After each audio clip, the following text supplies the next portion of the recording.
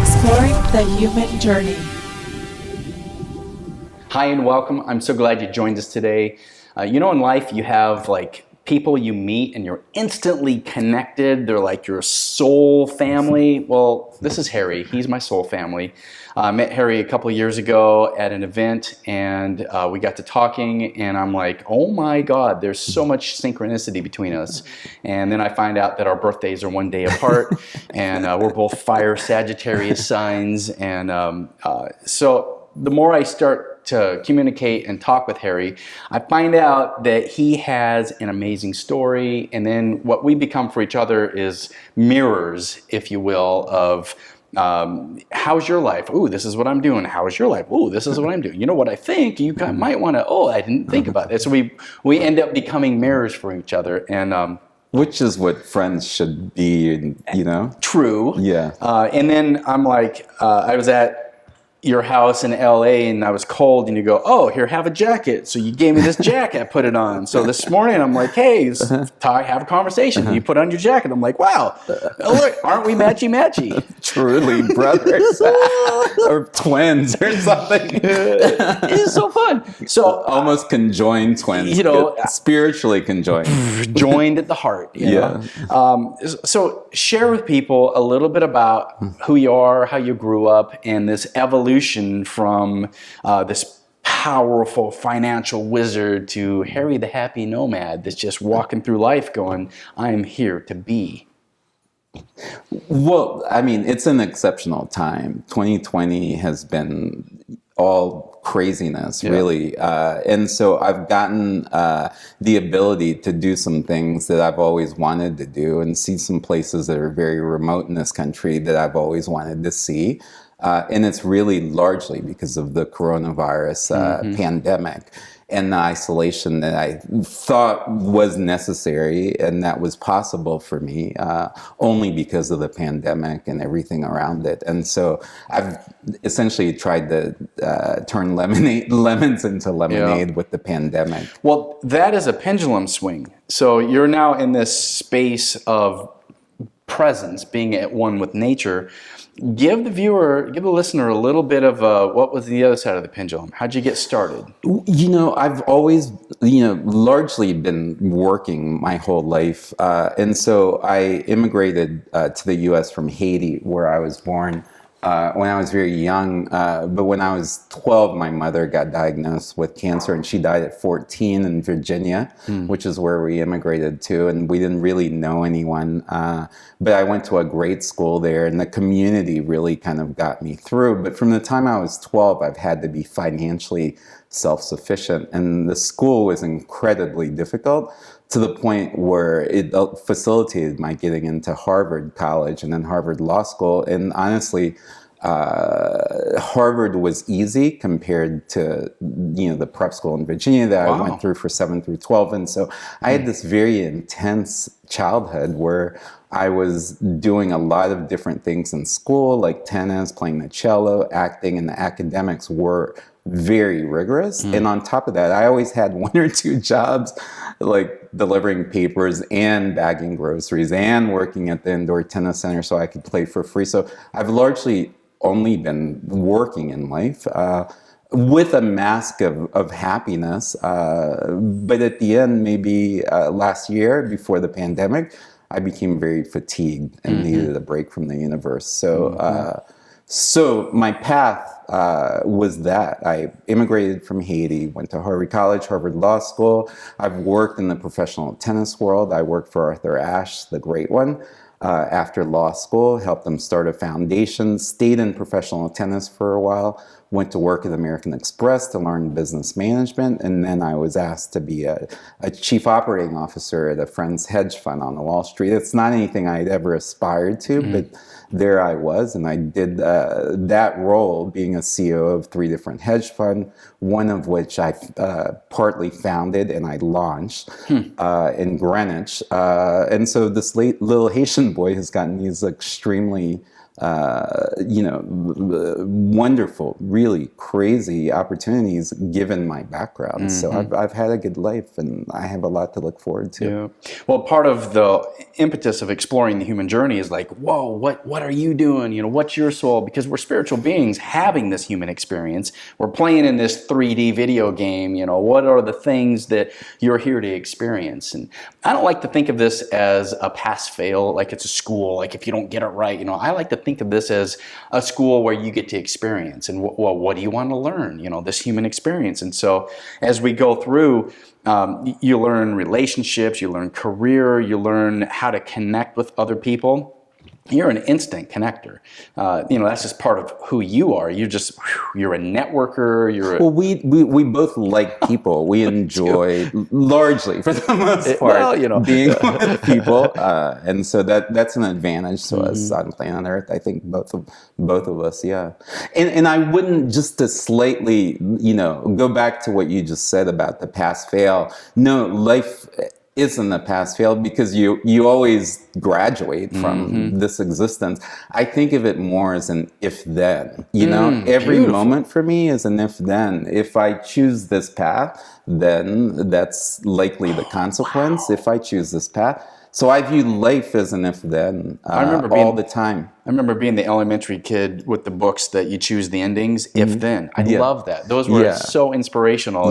If you open the door, then you turn to page 63 and it's like, something bad happened, or something good happened. Right, yeah. And that's a really good way to view life. Not that I'm going to fail if I do it, but, well, if I do this, then that. Yeah, there's that's craziness. There's no pass fail. It's judgmental, but there are consequences in life for going down different paths, and then the wiser ones know the consequences before they choose the path. And I think as you get older, then maybe that's what you start to see a little more clearly. If I go this way, then the consequences may be or likely this, and if I go that way, the consequences may be or likely. I actually, because of my back, I quantify things. I say 92% if I go this way, it's going to be that. 83%, Yeah. Well, that's part of trying to use your understanding of consequence. If I stick my hand on a hot stove, I'm probably going to get burned. Yeah, absolutely. So maybe for me, the challenge is I want to make sure I can get my hand close to the stove without burning it. Unless you want to burn your hand. I'm sure some people are like, I burned my hand a lot in my last life. I do like the concept that there's really no way to fuck it up, because you're here to have this journey, and after you're done, you get to evaluate how was it was really dark and sad. Great. Well, you had dark and sad. What do you want to do next lifetime? Something happy and light. Great. Then do that. And maybe we get to the point where we're bored with happy and light because that's our home, and then we come here to have these hard experiences. I don't know. Well, this is part of the conversation. I started with you earlier, which is I believe in everything. I believe it can be difficult and challenging, and you can still maintain happiness. That's what I found this year. Under the most excruciating circumstances, I chose happiness. This is all that happened when I was telling you. August, Vegas, I was living out of my car, 115, 116 every single day. It felt hotter. Somewhere along the way, I just chose to be happy, and no one understood that. And I think whatever forces that wish that that I'd been miserable and all that stuff, I think my only victory was in the moment. I chose happiness, and it was a conscious choice, And for me, I think, that will prove a pivotal choice in life. When I chose happiness, when nothing around me would dictate happiness, I chose it. Yeah, that is maybe the most seminal point that I want people to get is happiness is a choice. It is a choice. Is we look for the external to create that space of happiness, and you have to choose to be happy. And it's easier when your circumstances are nice. You have had a challenging space where you're like, I am intentionally gonna not have a landing pad home. I'm gonna be in a hotel rental space or a car or sleep out under the stars. And that to me is like, woo, you chose the hard challenge to, how do I create happiness from within, regardless of whether my circumstances are comfortable or not? Well, I think it's the moment where my spirituality actually really helped me. I chose happiness, which meant I chose God. And it was as simple as that. And I just started listening. to God's voice, really, and going against often in the last few months my own kind of rational approach to life. You know, I chose things that ordinarily wouldn't make sense to me, you know, but I'm happier by the day, actually. And maybe happy isn't so much the word as a feeling of being really complete and content, you know, and those are big words. I've never been able to use them for myself. I just feel whole and complete wherever I am, and it's a good thing. Contentment is quite possibly the best space that I've been in when I'm in a space of like, I don't feel the urgency to get, or I need this, because you're content. It means for me, there's nothing wrong. And then when I started getting into that, again, I'm relatively new being this person, although I've known this conversation for most of my life. In choosing happiness, it meant there's nothing wrong. It's 116 degrees outside. I don't have any money. I don't have any gas. I have this dog to take care of. I need to eat and drink. There's nothing wrong, you know, and wiping out that fear, wiping out the base that there's something wrong meant that in that moment, when it was excruciatingly hot, I had nothing. I still had everything. And so it transformed a moment of potentially great pain into possibility. And in possibility, you have everything. And I've stayed in that moment since. That I love, creating the space of possibility. Well, what can I create? And I love that you're not coming from a space of victimhood, and you're not coming from a space of I've got to survive. You're coming from a place of creativity. Creativity is so much better than survival. When you're like, oh, what can I create? Versus, oh, I gotta make my money so I can pay my bill. You get all caught up in that tight. You're like, it's all gonna be fine. What can I create? I think you reach a point sometimes, at least I did, when you become post-fear. Oh, beautiful. You know, everything bad that could have happened. So this is your roommate, Rocco. This is Rocco. And he's my everything. You and Rocco have been traveling around. Yeah. So okay, you discipline him. So what you're doing in this space of not necessarily having certainty, and whether it's financial or, you know, a career or a relationship or what, maybe you haven't had that certainty, but you find this liberty in this creation of possibilities. So give me some context about that. I mean, living out of a car in a park is pretty extreme. It absolutely is. Having been the hedge fund manager that traveled on a private jet, what a dichotomy. I think my wild card, to be honest, is I could have picked up the phone at any moment. I didn't, and I had that out where I could have gotten, you know, someone to give me money or housing or whatever. I chose not to, because in life, you're born alone, you die alone. I created a circumstance where I had nothing, and I wanted myself to get out of it and not to be gotten out, if that makes sense. You're born alone, you die alone. I've always said that, you know, coming from Haiti and living the life I've led, that my survival skills are part of that. Well, now it was the opportunity to put that on full display for myself, only for myself, you know? And it was a battle out there in Vegas on the streets, you know, largely. I still had my car, fortunately. But I proved to myself that I can, you know, withstand one-on-one death threats. You know, I've had multiple people in the past year tell me, ex-convicts, that they were going to kill me. I survived it. It showed me I can survive anything. I'm still alive and well. And so it was really to prove to myself something, and I proved it. And I think maybe that's where my peace comes from today. Given that I survived that, and given that I've told you, I feel like I've lived 3 lifetimes. I've worked with all the, you know, world's rich and famous and all that stuff. I'm 53. We both have birthdays this week. I'm turning 54. I feel like, my God, a liberation of, you know, at an extreme, you know, that now everything is possible, because in that moment, I chose to be happy. Yeah. You know, it doesn't make any sense still talking about it. In brilliant. that moment, I told you, when I had no money, no gas, in my car, in the middle of Vegas, at a park, I chose happiness. You know, it was a big thing. I knew happiness was always a choice. But when you exercise it in the most difficult circumstances, it transforms you in a way I think that you can't go back to whatever way of being you were before. That's what I mean. I think the scary thing about me right now is I'm post fear of certain things, of course. So I wanted to talk to you some about that, like living life without fear. Yeah. You know, part of what I was going to ask you about, you know, you're at the threshold of something really great yourself. You're already greatness. I tell you that all the time. The only thing keeping you back is some element of fear, you know? And it's the fear around paying bills. Of course, they're necessary, you know? But what I've learned is, you know, when you pay them, everything's good. You know what I mean? So if I don't pay my phone bill and they cut it off, I've had those moments. I think, well, I don't care.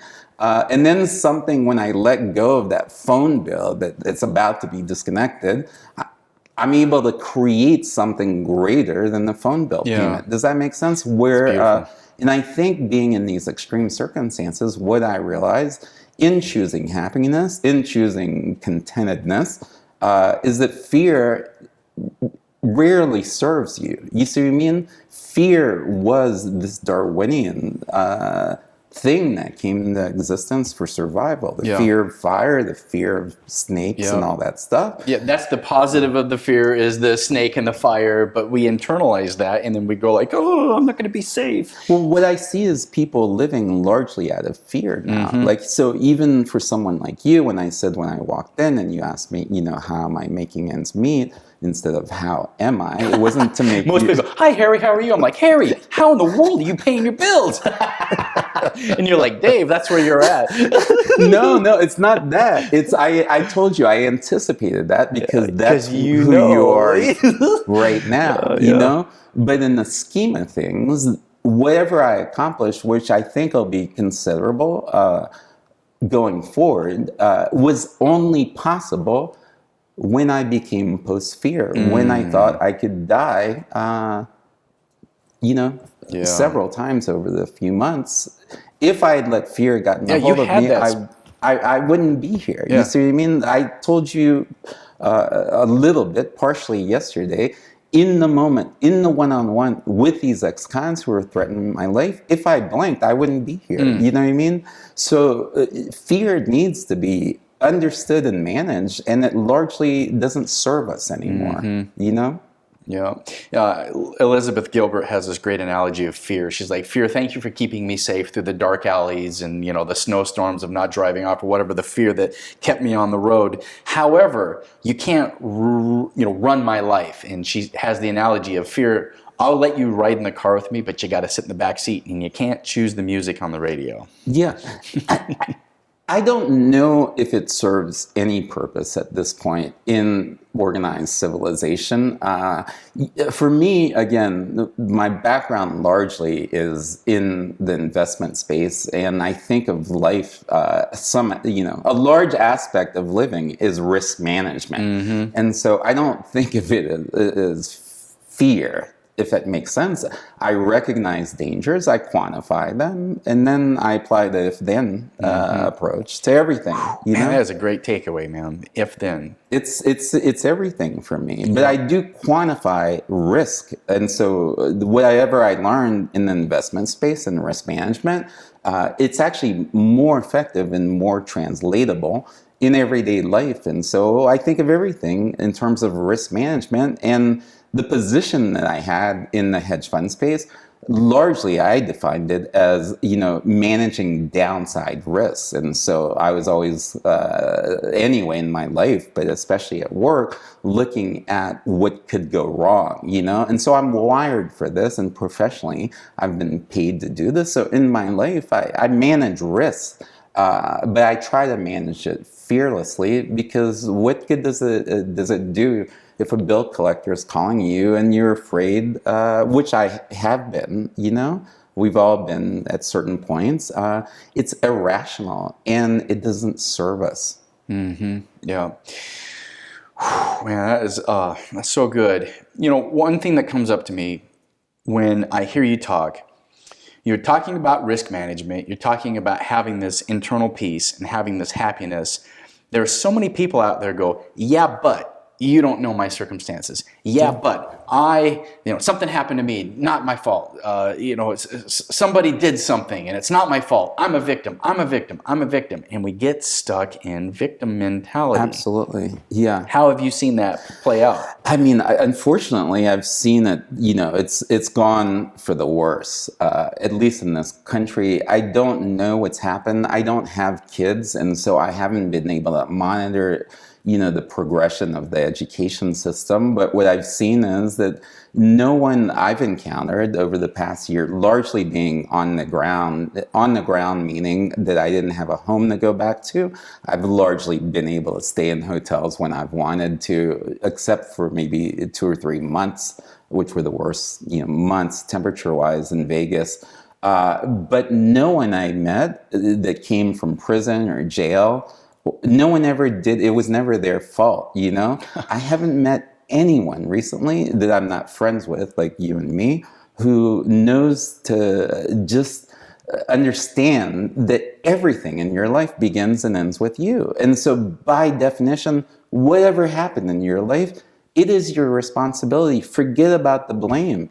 It is your responsibility. Yeah. So it may not be your fault, but it's not his fault either. And if you keep focusing on him, her, and not focusing on how you can change an outcome, you stay stuck. Yep. And how do you explain this to someone with a victim? And this is another big conversation that I didn't even start to talk to you about. What I realized, being largely in nature over the last few months and largely isolated and alone by choice, is these traps that we allow ourselves to fall into, and there are all these traps that I see that we stay stuck in.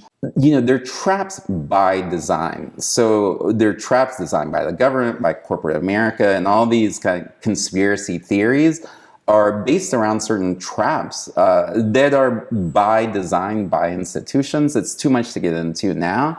But there's traps that are self-created. Now, fear is a big trap, but let's talk about the trap of victimhood as an example. It's the largest trap, I think, currently in our society. Yep. But one of the things about these traps, I've come to realize that by design, whatever trap you're in, it's so difficult to get the information that you need to escape the trap. You see? So when you're in the trap of victimhood, how on earth do you receive any information telling you that you're a victim? Or to say it the other way, how do you tell a victim they're a victim? So by design, the trap of victimhood is so difficult, and I actually pity people who are in that trap so much, because it's near impossible to get any information to them, to deliver them what they need, essentially the keys out of the trap. Does that make sense? And it's with every trap. It does, because the truth is you're the creator. You're creating everything in your life. And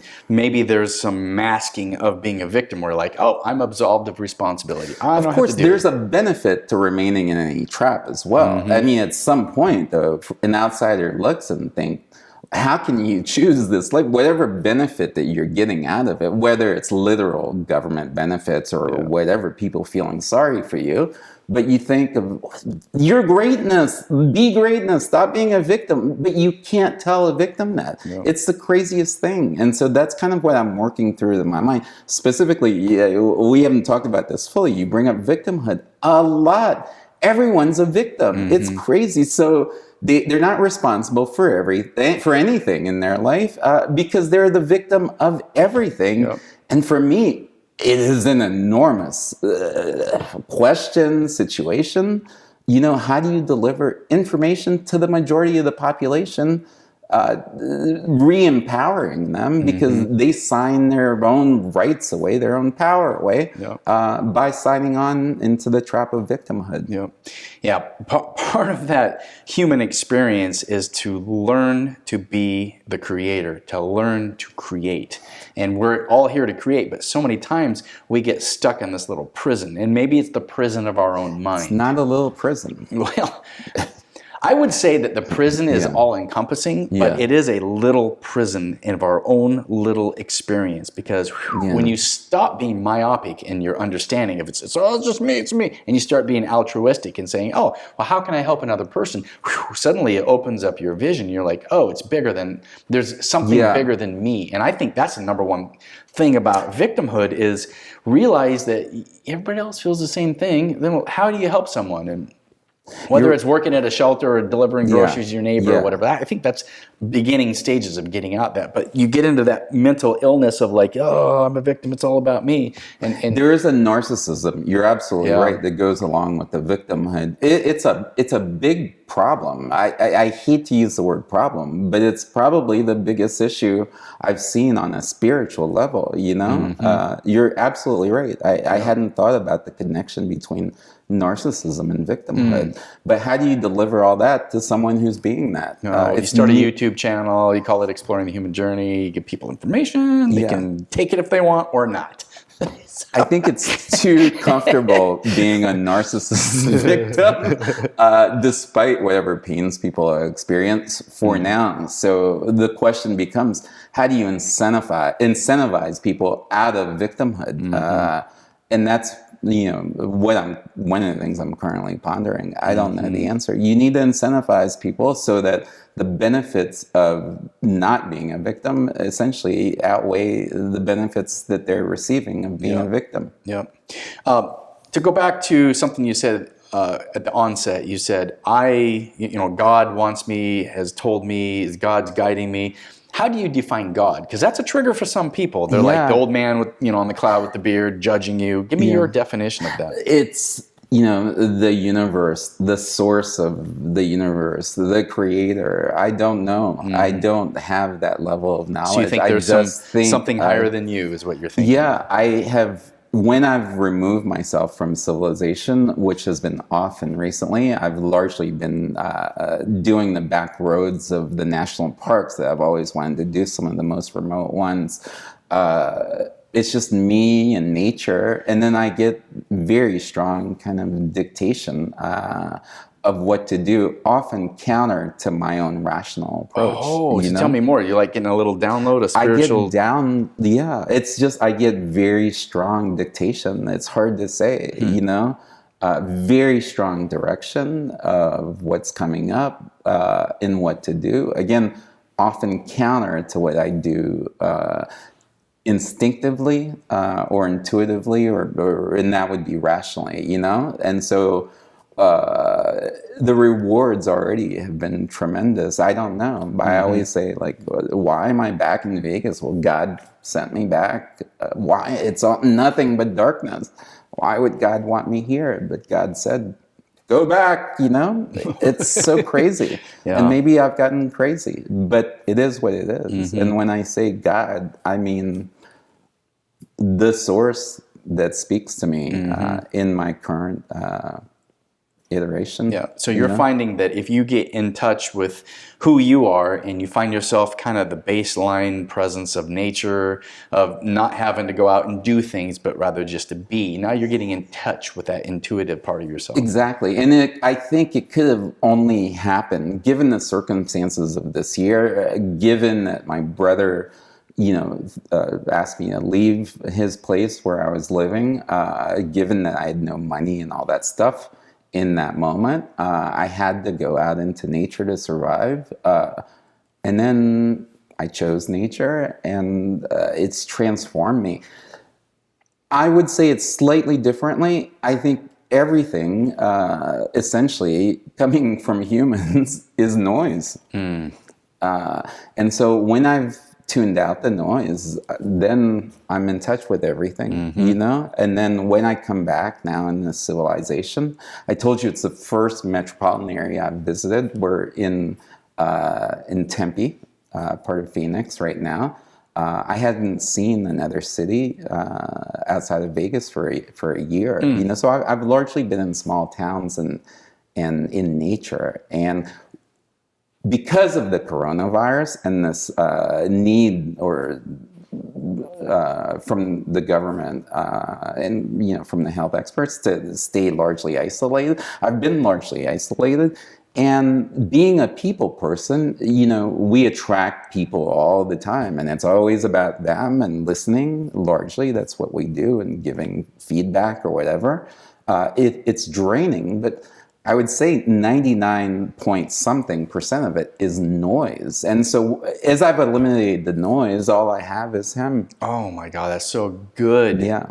You eliminate the noise, the nonstop survival doing, and you get into your being state, and then you're beginning to hear. Is gone, except for the coyotes and Rocco. Yeah, well, that is a concern. So there's where the fear of the safety part of the fear, it works to an advantage. I mean, that's how a species evolves, is to be afraid of a predator. So exactly. Yeah, that's where the fear is actually a benefit, But as I've eliminated the noise, essentially the truth comes. It's as simple as that. I didn't do anything. Now, are you doing a meditation practice or doing something spiritual, or are you just hanging out? I'm just being, and I've largely been in a meditative state the past year because I haven't really dealt with humans. And when I've dealt with humans, it's been in Vegas in the darkest of circumstances because that city is just a center of darkness as I've never seen. I mean, I was born in Port-au-Prince, Haiti. If I'm telling you Vegas is the darkest place I've ever seen, it's a big statement, Wow. It is dark. Well, what I've learned about you is you're a very kind, giving person, and sometimes people take advantage of you. Sometimes. They don't take advantage of me. Whatever they take from me, it's theirs. They can have. Even your kindness, you're like, well, they stole my laptop computer, but maybe they needed it more than me. They absolutely did. Like, I'm getting a new one. I'm just going to get another one. Well, I mean, the guy, he was just got out of jail and he stole my money, but he probably needed it. He definitely did. He didn't have another way to get $150. How could I be angry for a minute, Yeah. It's okay. I'm alive and I'm happy regardless. You are. That's my victory. That's what I love about you. When I think of Harry, you're smiling. You're just always in that space of joy. Now, I have seen you in a dark space. You've seen me in the darkest space. And it was like, I kind of lost my will to live. I'm like, tell me more about that. So I've seen the flip side. No, and we should talk about that because life isn't all like smelling the roses. I don't want people to think, Harry, what a lucky guy. He's always happy. Fuck you, Harry. Let's talk about the darkness because people should understand that as a basis, because it's easy to see me smiling and not understand the physical pain and the emotional pain that I deal with on a daily basis. I wake up with a lot of physical pain. You've seen me. Yeah. I mean, last night, just to get up to go to the bathroom, it takes me a minute. My back, you helped me today tremendously. I live in great physical pain. And I should tell you, my threshold for pain is so high that if you see me... a little wincing in pain. That means the pain is extreme for the ordinary person.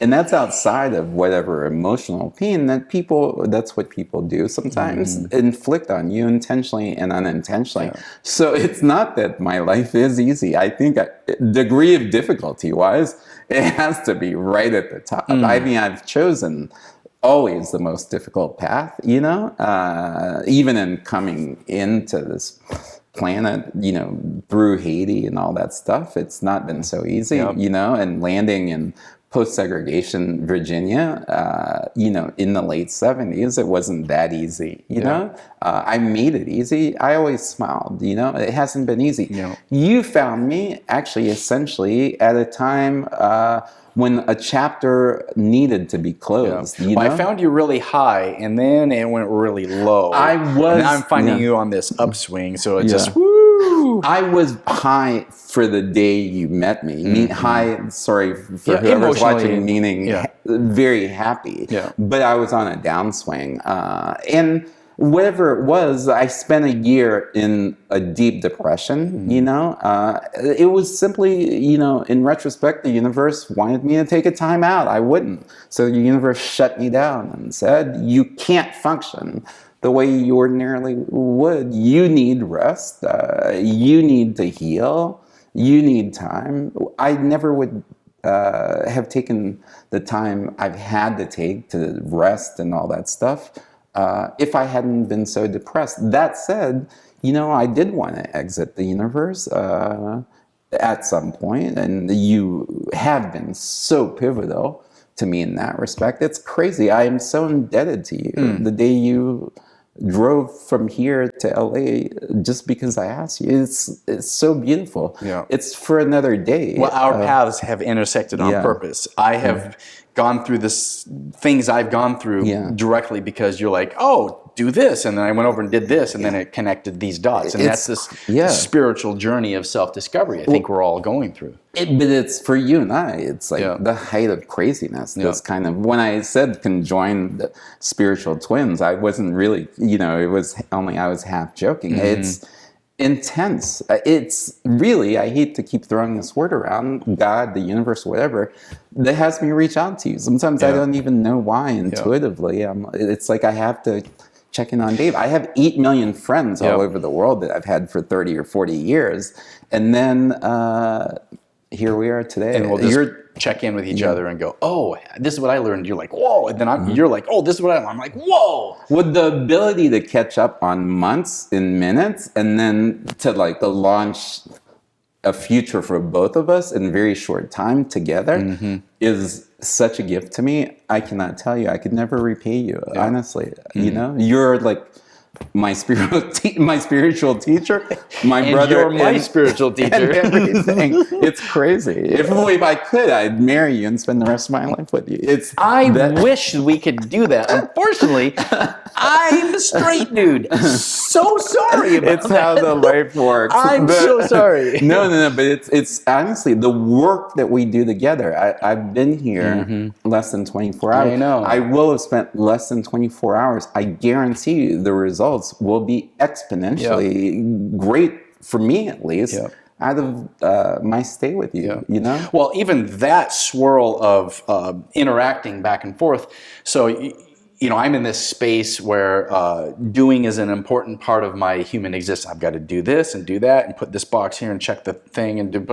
And you're like, yeah, I kind of got out of that. I went out and hung out in nature, and I was just in the space of being. And then you're like challenging me. You need to be in the being space, and you're not the first one. I just read something in a book, and then I heard something in a podcast, and I had a conversation with a friend, and all these synchronicities line up. So I'm like, okay, God, universe, source, I'm getting it. So you're that catalyst to continue to poke me. It's not my job to teach anybody anything, and so I don't like to interfere in your life, only that you've been so valuable to me. If I see something that's a small thing that maybe you're not as conscious about or actively aware, I mention it to you, but it is actually a big thing because all of this need to do, it's underwritten by fear. That's the only thing. 100%. There's a responsibility element. Of course, it's not that overnight I became irresponsible, Something made me let go of the fear. I had to for survival, really. That I've gotten past that a little bit. I just see it in you. And all of that language, again, the foundation of it is just a fear that will never let you be unleashed onto the universe as you should, Dave. You need to be unleashed and need to go all the way, like I was saying with me. Whatever it is, your conversation is so powerful. I don't know, when you're worrying about the small stuff, it's your own prison. Absolutely. And, to that point, I was sharing with Harry, an ayahuasca experience that I had recently. And ayahuasca was actually, it was about a year and a half ago, but an ayahuasca experience that I had where she said, I'm going to help you, I'm going to fix you. I had a list of questions, how do I do that? And it's a conundrum. I can't seem to solve this puzzle. And she said, don't worry, I'm going to teach you, and you're going to figure it out. And I'm like, oh, awesome. And then nothing happens. And then, the medicine kind of wanes and you're like, I'm kind of a little bit upset, ayahuasca. I thought you were going to tell me something. And then the facilitator goes, oh, time for second serving, do another serving. I feel that high vibration come back up and I'm like, okay. And I see ayahuasca come back. This time she's got a surgical mask on like a surgeon. She goes, okay, you ready for surgery? I'm like, yeah. And then she disappears again. And I'm like, what is going on? And then I see my hands and my eyes are closed. It's pitch black dark. There's Icaros playing and, it's a very sacred space, but I'm seeing my hand on these jail bars and I'm looking through these jail bars and I'm like, oh my God, I'm in prison.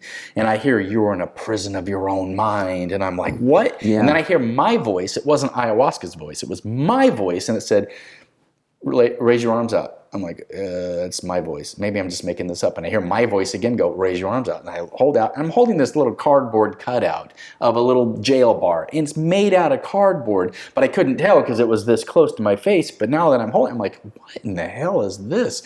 And I hear my voice say, you're being trapped in a prison of your own thoughts. You realize these are just constructs you're making up. And I'm like, oh. And then I hear my voice say, you're looking for answers in ayahuasca out there, and you don't need that. You know everything, and you've got the answers within. And I'm like, wow. And so I feel this profound healing and this energy of like, okay, I can let go of that fear. And I'm thinking to myself, well, what about ayahuasca? Is it all just made up? And literally I have my eyes closed. I'm in this ceremony, and ayahuasca puts her arm around me and goes, I'm still here. Yeah. So I was like, okay. And like I told you before, that's everything. That's everything right there. That's what we all do. I see it because you and I are close and understand each other. So I see it so much in you. I use the word unleash. There's a ferocity that I see in your spiritual knowledge that needs, the universe needs, it's like, it's overdue. Yeah. Like someone like you have high credibility with, a large segment of the U.S. population.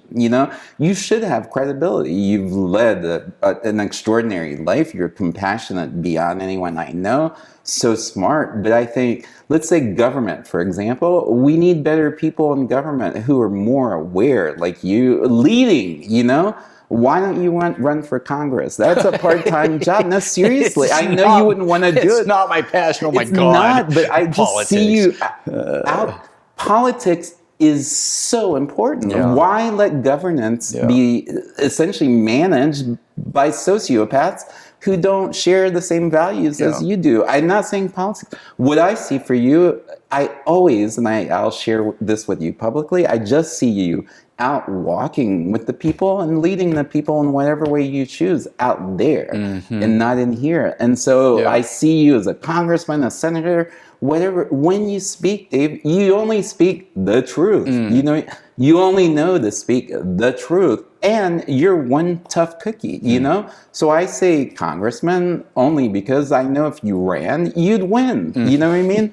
And what better person to have in Congress, in the Senate? I'm serious. I'm not saying to do it. Yeah. I just see you as a public figure. And I see you embedded in the people, walking with the people, but leading them. They need you. Your values, I can vouch for, are what this country needs, what this world needs. And so they don't need you in here. They need you out there. That's what I see. And so...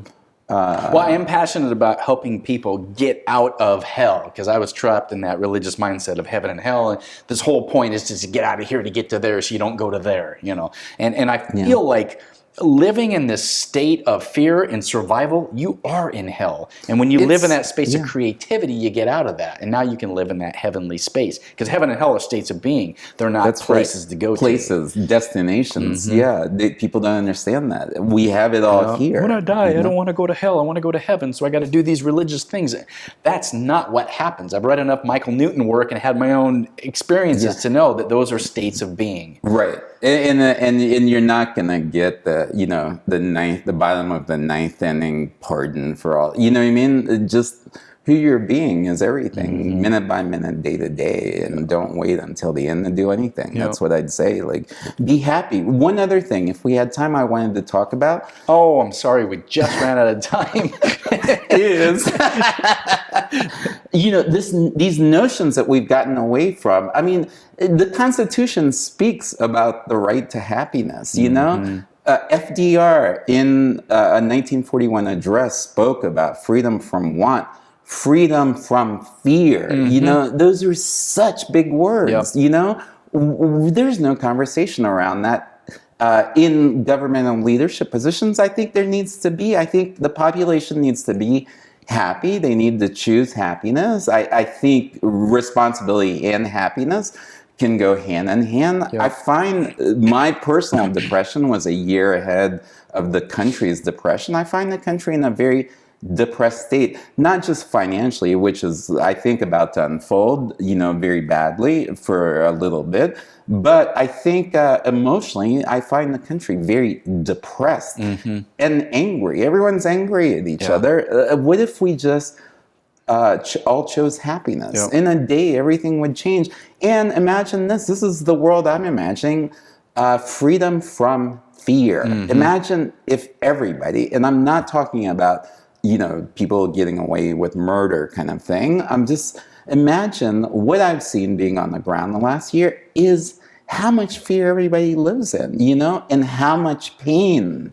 And you and I talked about the self-medication or, the use of illegal drugs essentially to alleviate physical and emotional pain for a large segment of the population, larger than I'd realized. People are living in pain. Let's get back to freedom from that pain, freedom from that fear, I mean, this is another conversation that you and I started to have about reallocation of governmental resources. There needs to be some fundamental focus, policy-wise, on people being happy again, as bizarre as it sounds. Like, we can't live like this. We shouldn't live like this. I'm telling you, it's too much fear. It's fear of each other. But again, that's all by design. And I don't want to exit this planet seeing this country live with this amount of fear. Racism, it's all fear of the unknown. We're all wearing these costumes. We're all these spiritual beings, and your costume has this beautiful cocoa brown skin, and mine's a little bit more pale, and somehow that creates a separation because we've got our costumes on. I'm like, what? It doesn't even make sense. We're just playing characters. Right. And my character's a little more bizarre, probably. Clearly, baby. But, I've told you, in my path the last year, I actually not only became friendly with several members of the Aryan Nation, the Aryan Brotherhood, but those guys, when they got to know me, in the short time we were together, they saved me from so much. They were nothing but love for me. Because you weren't an other after they got to know you. Now you were a same.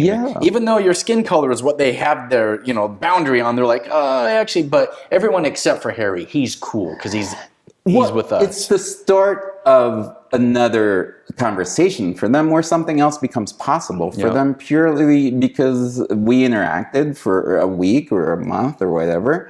And never talked about race or sexuality or anything. You know what I mean? Does that make sense? We were just being. And they very quickly told me that they were either ex-Nazi or party or or currently. And I didn't care. I said, you're my brother, regardless. You're a great guy, regardless. I don't care about the labels. And in being, they were very helpful for me. People who know, the lay of the land, when push comes to shove, you need them if you have an issue, And so all those things about racism and whatever, for me, they've never really existed to a great degree. they've evaporated. I don't see anyone now. I just, Yeah. Well, I think you're a spiritual being that came here to kind of transcend some of those things, whether it's racial or sexuality, or to come in as a black gay man. That's maybe from Haiti, a black gay man from Haiti. Yeah, from that maybe is a more of a challenging soul journey than somebody who has had a different life. That's a white heterosexual male or something like that. White American. You know what I mean? Yeah, America. Yeah. But we've all we both, you in your own way, you've had a high degree of difficulty with the religion issue. We create challenges for ourselves. I'm sure about that. I've taken all PhD courses, but I've enjoyed them, and again, I feel like everything's in front of me. It's all good. I couldn't be happier, honestly. Well, what I love about our recent conversations is that you said, okay, I was in this dark space where I was like, the will to live was really low. But now, you share with me, I'm in this space of possibilities. It's endless. I've never felt better in my life. I'm so excited to be turning 54 and to realize I've still got years ahead of me. 33 officially. 33 officially years, because apparently there's some information you have. But just to have that vivacious attack for life, to see this spark in your eyes, because again, I've seen you on the downside. The downest. You're like, I realized I'd rather kill myself than love myself. Right. And I was like, wow, that goes in a script. And I actually put that in a script. And I was like, that's really good writing. I have a feeling you and I will be making many movies, honestly. That's completely a possibility that we're both into. But so give me some things that a viewer, listener can take away from how do I get out of this super dark stage of victimhood, and I don't want to be a victim, but circumstances are against me, and how do I do what Harry did to become a happy nomad where I'm happy and I'm choosing? Because a lot of people are going to call bullshit on that. They're like, of course, they've got all the buts, this and that, and they list out the litany. This is, for me, it becomes almost a credibility issue, like you said, because I told you, I do wake up happy almost every day, except for that year of depression that you found me like smack in the middle of. In the moment, I think it was August 2019 that you came to LA. Yep. We were both in a dark space at that point. I was in the darkest space I've ever been. Partly, because let's say the first half of my life had come to an end, and so that was an ending, and I didn't accept that a chapter or I needed an intermission of sorts to start the second half, So that day I mentioned earlier, when you just dropped whatever you're doing, your family, and drove to LA from here, it really did save my life, because I wanted that to be my last day. And will say publicly the story that as I was sitting out on my stoop in this cottage in Hollywood Hills, it was so pretty that I couldn't even appreciate it.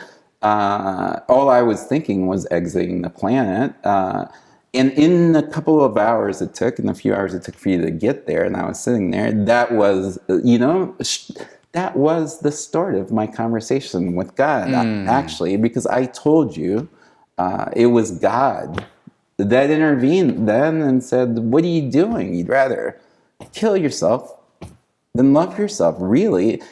That started this whole opening on self-love that I had no idea what the hell you were talking about, when you and other close friends had been mentioning that all I needed, all that was missing really for me to go all the way with my work in life, was to love myself. I had no idea. That day when I was sitting there and I thought, I'd rather kill myself than love myself, I vowed to you when you arrived, because of what you did, I couldn't let you down. I didn't know what the hell that meant, but I'd work on it, and I made it conscious, and I put things in my calendar, daily reminders. In a year, long story short, I've become a bit of a narcissist, you know? The healthy narcissist or the crazy? I hope so, you know? But I enjoy myself so much. My company, being with my dog, being in nature, and almost being forced to be isolated in a way the last year, it gave me everything, you know? And so the self-love came. I did work on it. I mean, I did put 3 daily reminders that popped up about different aspects of self-love to understand it until it went from a rational understanding to being a person who likes everything about themselves, the good and the bad and the ugly, whatever. It's me. I love it. I take it. I couldn't be happier with who I am, the life I've led, all the dark experiences, the great kind of jet set experiences. You know, I'm blessed. That was a launch pad that day from darkness, and then I went through darkness to get to contentedness. You know, so yeah, self-love was one, and then the other was that moment. Luckily, through self-love, I chose happiness in the darkest of dark times again. In the next August, actually, a year later, August, in Vegas, with no gas, no money, stranded next to a park with my car and dog, you know? So those were the 2 pivotal moments, you know, when I realized one needs to embrace oneself. August 2019, August 2020. One can be happy regardless. Wow. All the time, regardless. Because the circumstances, we know this rationally, they can't dictate who you're being, but they almost always do, you know? And so now the circumstances, who I'm being, surprises people, because this is another conversation. Human behavior is largely predictable. It's all quantified on the computer, you know, 99% or whatever. Often what's gotten me out of trouble when someone's threatened, who I'm being in the moment, has nothing to do with the circumstances, you know? And so when I'm supposed to be fearful, that I go on the offensive. I've seen criminals just crumble, collapse, and run right in front of me. It's that powerful. Wow. You know? It is so powerful. So yeah, so I choose who I'm being in the moment, every moment, you know? And so I largely choose to be happy regardless. That said, I still don't have any money, but I told you, I will be a billionaire in 2 to 3 years or less. I'm saying that on record, guaranteed. I never talk like this. It's because in all this, I feel like I did get everything that I needed. Yeah. My tool kit is complete. I'm happy, you know? I feel like abundance and money is a vibration, and some people didn't come here to struggle and have. You just have this vibration of like, yeah, I just create something, I'll make money, and you know, yeah, I'm right now. I'm kind of, I don't have a lot, but I don't have anything. I'll just make something up. Yeah.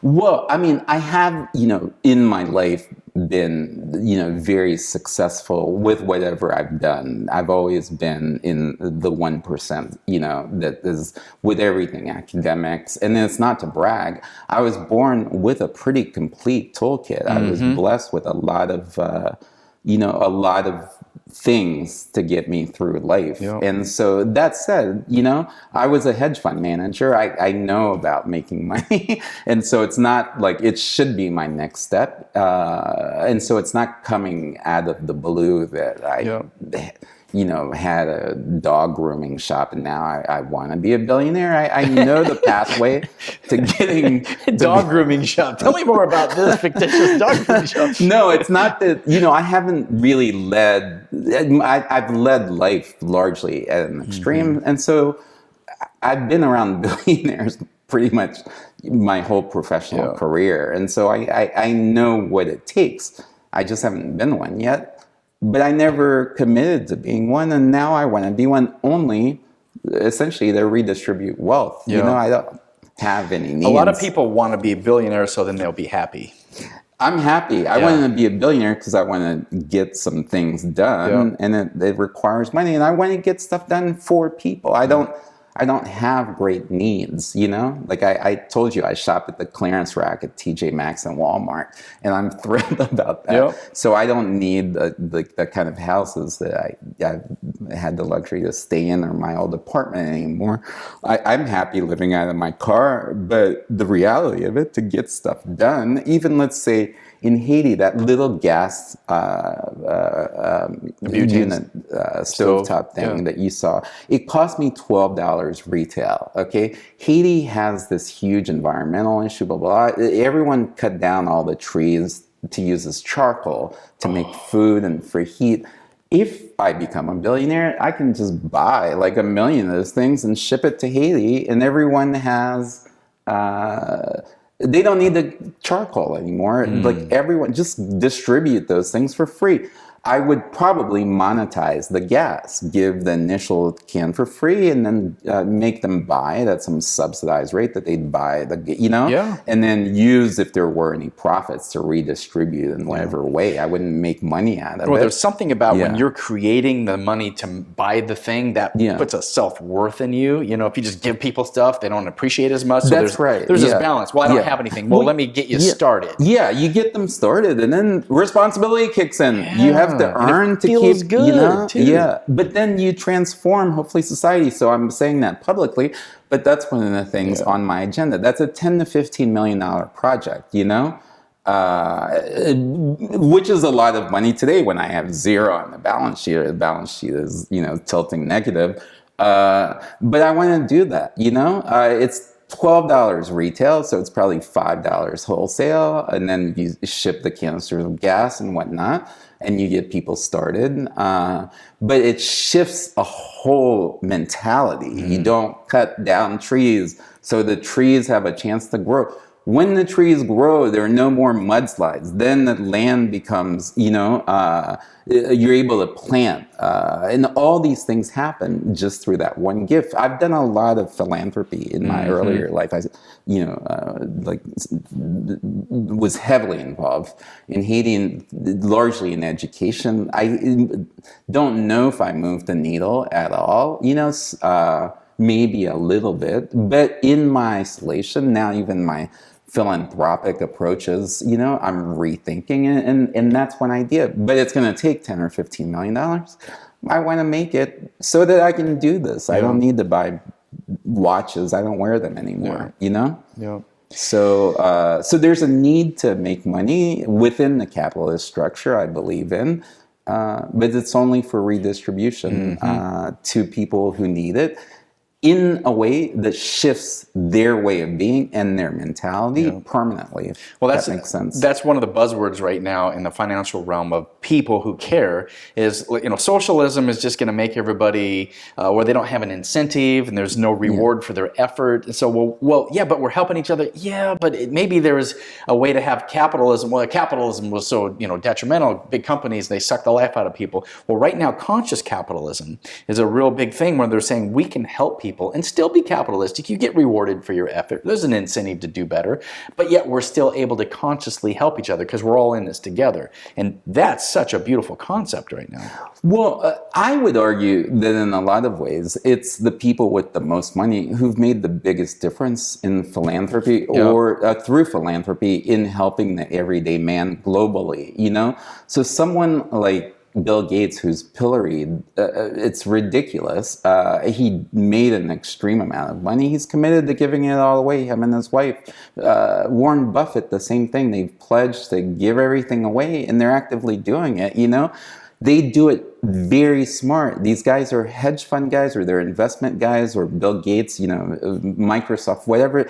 They made a lot of money because they think in terms of this efficient approach to deploying capital. You know, they deployed capital in a for-profit way, very effectively, very efficiently. When they moved to do this in the nonprofit world, there's no such thing. This nonprofit thing, it a little bit drives me crazy because it is a little bit like socialism, the mentality, you know? Yeah. These guys have actually, they've kind of redesigned philanthropy by taking a for-profit approach into the nonprofit sector. It's much more effective. When you see where Bill and Melinda Gates, have funded water in developing countries like Haiti or throughout Africa, just fresh water alone, it makes such a difference. And you think, why didn't anybody from the UN, the government, why didn't they just bring in fresh water? Yeah. It would have eliminated all these diseases.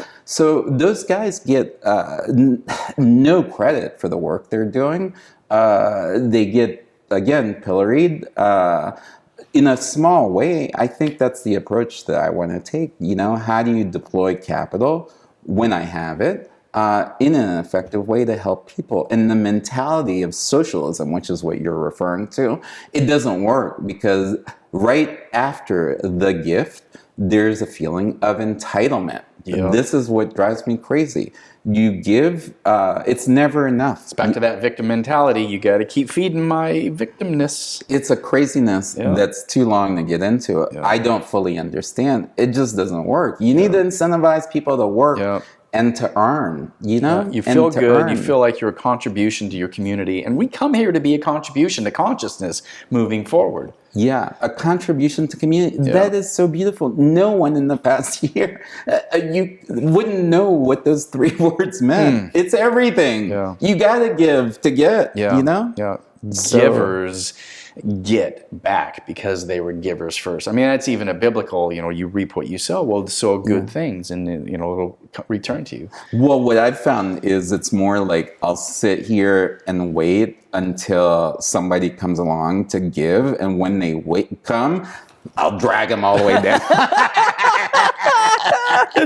That's been the mentality. That's been your experience with some of the people you've interacted with, right? This woman I started to tell you in Vegas, I still, she wants to be my mother, my sister. She wants to be my everything. Thank you. I'm complete, I've gone out of my way to help her. I'm so glad I did. God said, don't leave Vegas. Get her out of this slum. I did, It was never enough. There was never any gratitude around being in a furnished place, being, driven everywhere by me. I took largely 3 months out of my life to get this woman's life back to the point when I was talking to her a couple of months ago. And I realized at 64, she's a black woman, grew up in Vegas, but she's had it tough by definition, was a single mother, raised 2 kids who no longer talk to her. She's largely homeless, got herself into this place, I wanted to up the ante for her. Anyway, by helping her get all the way, she was staying with me. I told you at the time I had this issue with cash that was in my hotel room, blah, blah, blah. But in any event, the night of this incident, or the night before, when I realized in talking to her, she couldn't hear. She'd spent 64 years of her life, and they had misdiagnosed her, and she couldn't, she was faking it, basically. So when I turned my back, and I'd spent most of 3 months with her, until I realized this. And what I told her that night is, tomorrow you will hear. And she was like, what, tomorrow? I said, tomorrow morning you will hear everything. It'll change everything for you. And I did have a little bit of cash. So the next morning I went to a hearing aid doctor, and she'd already gone. I dropped her off to be measured and whatever. And she was waiting for these hearing aids. The next day I went and I got her rentals, and she put them on. For the first time, she could hear me walking and hear things. Imagine if you can't, they told her 25% hearing loss. She couldn't hear anything. She was mostly lip reading. So the next morning, I went, got her the rental hearing aids. She'd already been fitted. She was hearing. She couldn't believe it. For her, it was like a miracle had happened. And I got her the best, Bluetooth, wire, like everything. And P.S., she's the one that won't give me my laptop back. And so she was so grateful. She started her own business and giving back to the community. Nope, that's not what happened. No. And then she still blames me for whatever, like I didn't take her to L.A. What I didn't do for her. I didn't take her to L.A. because I'm in Arizona, You're so kind-hearted, and you have such high expectations for people, and they never seem to meet what you think they're possible. They never seem to meet what you think they're capable of. I don't know if that's true. I think whatever I see in people is what's possible for them. If they choose it or not, it's not my problem. Do you see what I mean? Yeah. I try Completely, to go all the way for me. I'm not attached to anybody's results. Well, that's a great lesson, because you're like, I'm going to give to you, but I don't expect anything in return. I know I'm not going to get I anything like gratitude, in return, but if it doesn't come, I understand it. I know it's not coming, so it's not surprising, yet it is, because I largely, I'm the opposite person. You and I are extremely self-sufficient, so we tend not to rely on anybody. If someone dropped hearing into my life after 64 years, I can't imagine my gratefulness, but again, I'm not her, she's not me, but it is curious. I only say it with a question mark, not with an attachment. I don't care. My life is great anyway because I choose greatness, Beautiful. It's not my life, it's her life. I sometimes, which is wrong, I pity them because it's a trap. Not being able to be grateful for something that big. How can you have anything work for you in your life? You know what I mean? Who are you being with other people with less than, like crab in a barrel doesn't begin to describe it. It's a danger to society when you get to that level, Gratitude is everything. Yeah. I'm grateful. I told you, even in the darkest moments, I thank God for the experiences because, they transform me too. It can't be all good. Yeah. You are a beautiful soul. I know you're still in your nomad phase right now. You're currently in the Phoenix metro area, and you're heading south. You're going to go hang out in nature a little bit, get back in the community with the land, and at the same time, you've got plans and things that you want to aspire to. So what's next for Harry? What's the trajectory? So essentially, I want to restart my career in the investment world, but essentially be my own investor by deploying capital through other people and by partnering with people with the resources that I don't have.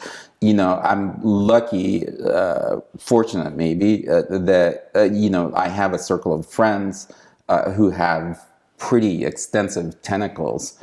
And so I want to invest in certain things, but I've talked about this before in a way where it works for everybody. So it works for the people with the capital, it works for the end users, it works for employees, it works for managers. There's a way to invest in things where it works for everything. Why we got away and how and when, I don't know. It's not a zero-sum game, or life doesn't need to be, but we've made it. I don't. So I want to continue in the investment world in different aspects of it, but not with a zero-sum game approach. It can't work. If I make a little bit less, who cares if it works for everybody? Yeah. Does it make sense? It does. And that's a beautiful way to function, where I'm being a contribution again. I'm helping, and I'm creating income. Man, it's so important for people to be able to make money, and then I'm able to pass it through, and I get my needs taken care of. I help other people, they get their needs taken care of. And there is a business model, and when we can all win in conscious capitalism. My need, that's exactly right. My needs are so little when I evaluate it, but I do have the capacity to earn at a pretty substantial level. You need dollars, you need capital to deploy, even if the work you really want to do is to change the way of being or humanity, whatever. You still need capital. So that I'm qualified to do it. Why not do it? And why not make a difference? Why not leave the world in the direction I want? I have to make money. I actually like to work. I like to earn, so it's not a problem. So it's all good. I have a lot of ideas, 20 to 25. I told you, I'm going to roll them all out together. I don't need to do things singularly. I can do everything. Now's not the time to talk about it, nor could I. But you'll see. Beautiful. Yeah. All right, my friend. I know that we are still on our human experience journeys, and I can't wait to see what happens for you next.